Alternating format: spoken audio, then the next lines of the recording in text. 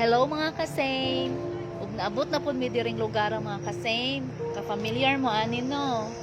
Kay syempre nakahiring naman pud mi mga kasame na free yoga sa Park Mall. So nang dumog na pud mi mga grupuha. Free na gud na no. Nagdadanay na pud mi mga anak. Sa dihang nakulbaan di ako ani mga kasame kay ako kay dag-um ulan unya ba.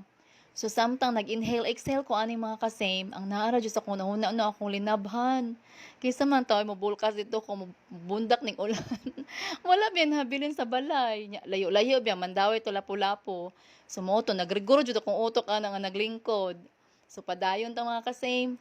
Nagsugod na mi scream mga kasame. So kusog-kusog na naghangin-hangin na hangtod nagtaligsik na jud mga kasame. Hangtod nilamos jud ang ulan sa mga So, naka-decide na lang jud nga mana kami dito sa second floor. So, nagtiwas mi dito mga kasame. So, mao ni among experience. Samtang nag-yoga dira sa Park Mall. So, balik jud mi dito mga kasame. Kay nindot kayang ambience. Mura to siya. Bye!